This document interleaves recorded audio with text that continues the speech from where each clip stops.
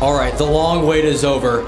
2 months of baseball has led us to this. The quest to bring an 11th Mink League title back to Phil Welch begins tonight as the Chillicothe Mudcats roll in. Alongside Riley Everett and Jackson Meyer, I'm Will Archer.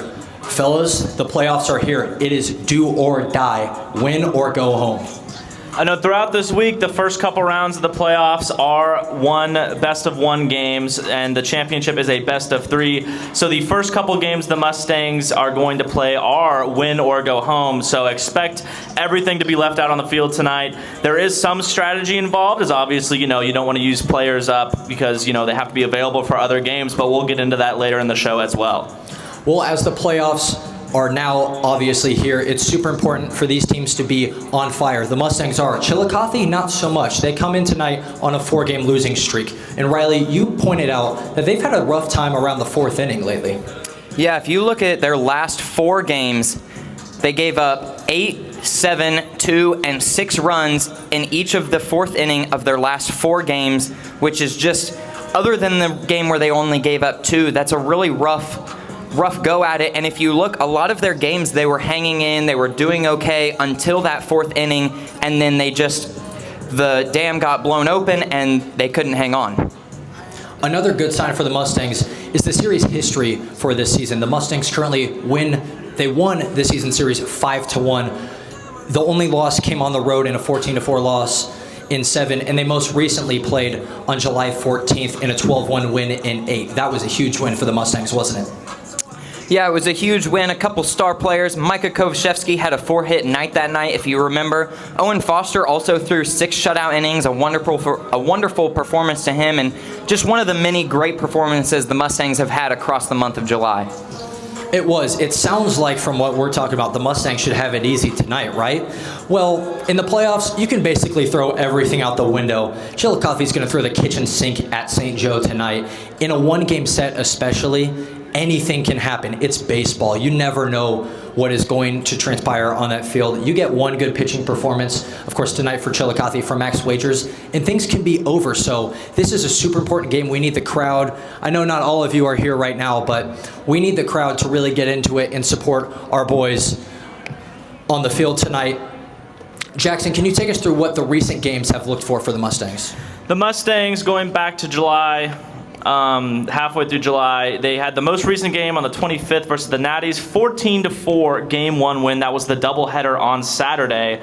The offense got hot just like the weather and stayed hot after a couple of lackluster first few innings.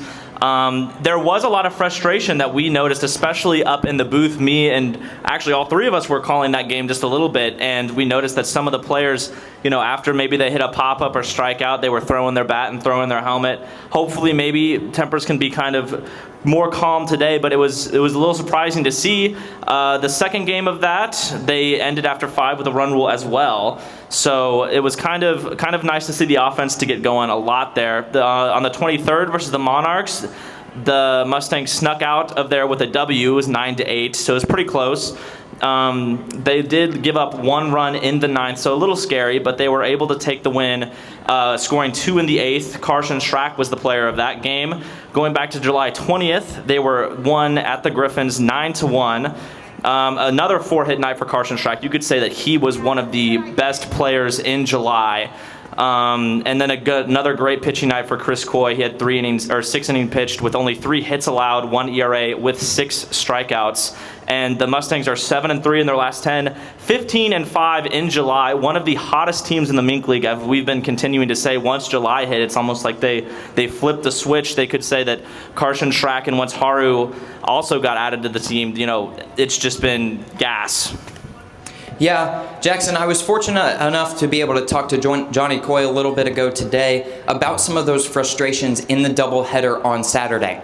He said that some of the frustration was a little bit of frustration with the umpires. The players didn't believe that the strike zone was maybe what they thought it should be.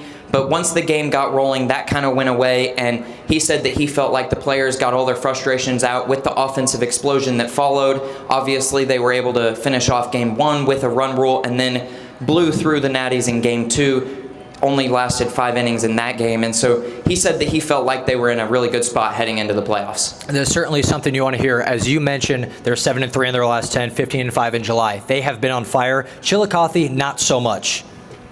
Yeah, Chillicothe has lost their last 4 games. Their most recent game last 2 days ago on Saturday against the Joplin Jailbirds. That was a 19-9 loss. Chillicothe's pitching staff struggled a little bit in this one. They gave up 16 earned runs. They started off the game hot. They scored 6 in the first inning, but had their lead completely blown open after 2 innings when Joplin scored 4 to make the game 6-5. Joplin's pitching staff only gave up 4 earned runs in this game, and their offense shined with 15 hits on the night, scoring 8 runs in the 4th inning. One of those 4th inning issues we talked about earlier.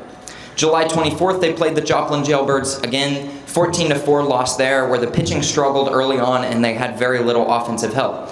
July 23rd, on Thursday night, they played Joplin again, 7-6 loss this night, where Chillicothe spent most of the game down before making an 8th inning rally to bring the game within 1. They were unfortunately not able to finish the job that night, but it was the best game of the road trip for them. And these games did also affect the Mustangs in the playoff standings. We were all paying attention to the game on Saturday because if Joplin would have lost, we would have been up and gone into the 3rd spot instead of the 4th spot that we're currently at. So that affected seeding. So there were a lot of hopeful people in the crowd seeing that Joplin was up 6-0 early, and then they came back, ultimately got run ruled. Very unfortunate for us, but great on them for being able to make that awesome comeback that they did. Before that July 23rd game, the Mudcats played July 21st at Clarinda. That was an 11-1 loss where Chillicothe gave up 4 runs early and didn't really show a whole lot of promise after that. And then they had more runs scored in the 4th inning with 6. Another one of those games where they had issues in the 4th inning. Before that, their most recent win was July 20th against the North Missouri Natties. They won 9-0 there, where Chillicothe's offense shined late in the game while their pitching staff shoved to keep the Natties completely scoreless. Yeah, they're definitely going to have to flip things around if they want to have success in the playoffs, go on a deep run, but most importantly, win tonight because that starts everything off. They're going to do it. They're going to try to do that on the right arm of Max Wagers. Yeah, Max Wagers is a guy that he hasn't thrown a whole lot in the Mink League. He's only got 2 games. He's only started 2 games, 11 innings pitched. He's currently sitting at a 4.91 ERA, 2.0 whip. He's got over 9 strikeouts per 9 innings and currently boasting a .313 batting average against. He's got 12 strikeouts on the year, only 7 walks, only 15 hits, and a guy that I'm really excited to watch tonight on the mound. In his last outing, that came on July 15th against Nevada. He went 5 innings, gave up 3 runs. This is a guy that you mentioned small sample size, but he's got a lot of talent. I would feel pretty confident if I'm Chillicothe, at least in a 1-game set. For the Mustangs, it'll be the young guy, Bryson Augustin.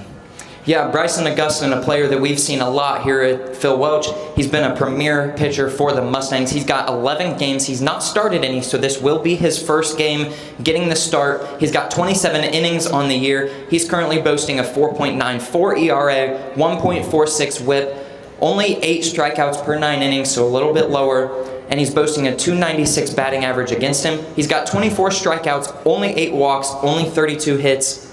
Now, his last inning pitched, or his last game where he pitched was the 24th against the A's. That was a Friday night game here.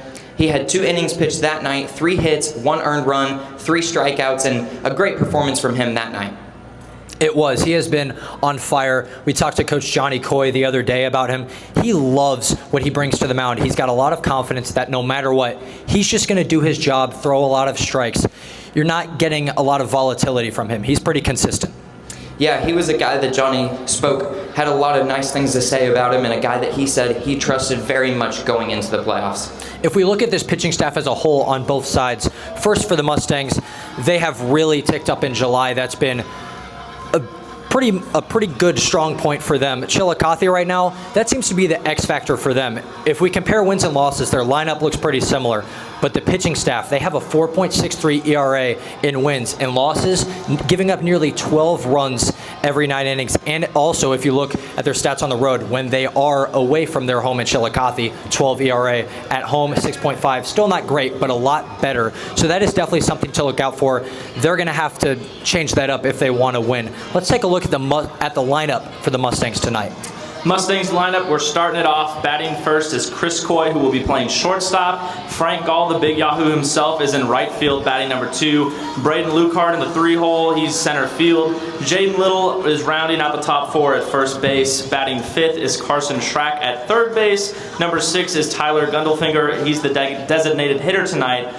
7 is Micah Kobaswetsky. He's going to be in left field. 8 is going to be Seth Winkler at second base, and rounding out the lineup is going to be Carson Hintz down at catcher. Riley, can you give us a little bit of an outlook on this lineup? Yeah, so this is a lineup that we've seen quite a bit from the Mustangs. Obviously, a lot of names in there that we've seen play a lot. A lot of premier names that you see. One is Braden Lucard. I know he's a player that we really want to watch. He got co-MVP for the Mustangs Saturday night. He also was the player of the game Saturday night. That night he went 3 for 3, had a 3-run home run, 1 stolen base on his own, and 5 RBIs. Currently on the season, he's batting .382, getting on base 49% of the time, and he is slugging almost .600. That is simply ridiculous. Is there anybody else right now that you're looking out for? Another guy I'm looking out for right now is Carson Hintz.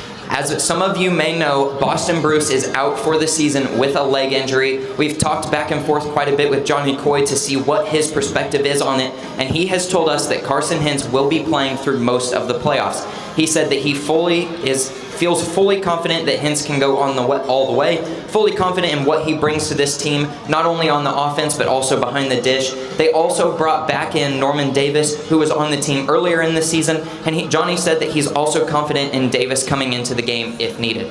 Yeah, losing Boston Bruce is a huge blow to this lineup, but you do feel a lot more confident when you have a guy behind him in Carson Hintz that has been pretty reliable in his short time here. On the other side for Chillicothe, I just really quick wanted to point out Kobe Wagers, because he has kind of been a thorn in the side for the Mustangs this season. He has 2 not hit games, but he's got on base multiple times in a game, twice here at Phil Welch, including a game in which he had a clutch homer. They did end up losing, but he has been a little bit of a thorn in the side. He has been slumping a little bit lately. In July, hasn't been so great, but he is getting his confidence back. I was watching him in batting practice earlier. He hit one over that Mo West sign out in left center field. He is crushing the ball. He is feeling it. That's someone in this lineup that Bryson is going to have to look out for.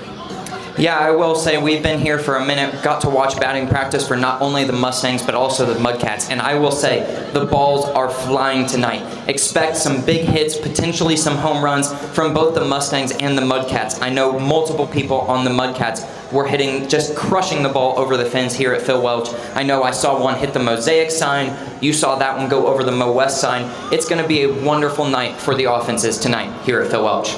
With that being said, what do you think the final score will be? Is it as high scoring as we presume, or do the pitchers really stand out?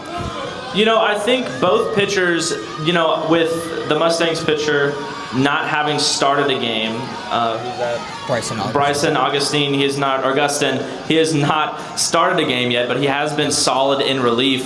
You know, not the biggest sample size for either pitcher here. I think the offenses will shine tonight. I'm going to say 12-8 Mustangs take the win tonight. Riley, what about you?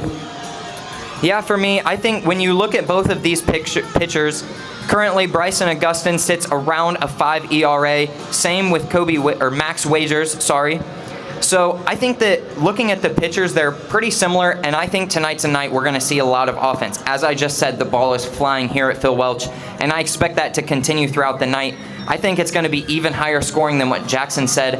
I'm seeing a 14-7 win for the Mustangs, and I'm hoping that we will see them play again tomorrow night. So you guys both pick the Mustangs. In that situation, if they win, they would play tomorrow, likely against Clarinda. Do you guys think they'll come back home on Thursday? I sure hope so. And here at the crowd, do we want them back? Yeah, we want them back. Jackson, what about you? You know, I really do hope they come back Thursday if they get the win tonight. I know the 2 options they have to play against is Clarinda, which is the most likely outcome. If North Missouri upsets Joplin, it would be against Carroll. So you could argue slightly better chance against Carroll than Clarinda. So hopefully we're rooting for the Natties tonight. But, you know, one of the big things throughout the season has been the Mustangs' tendency to do a little bit worse on the road. Most of the games they've won have been at home. So we're hoping that they win. but it's going to be a tough one. 100%. Clarinda has been a buzzsaw this year, especially when at home. It's certainly not going to come easy. The Mustangs really need to play their A game. So just to clarify, if the Mustangs win, they would play tomorrow on the road no matter what. And then if they win that, they get an off day on Wednesday before the championship. Unless North Missouri runs the table and heads all the way there, it would be one home game here at Phil Welch on Thursday, before heading on the road to try to win the 11th Mink League title on the road for 2 games.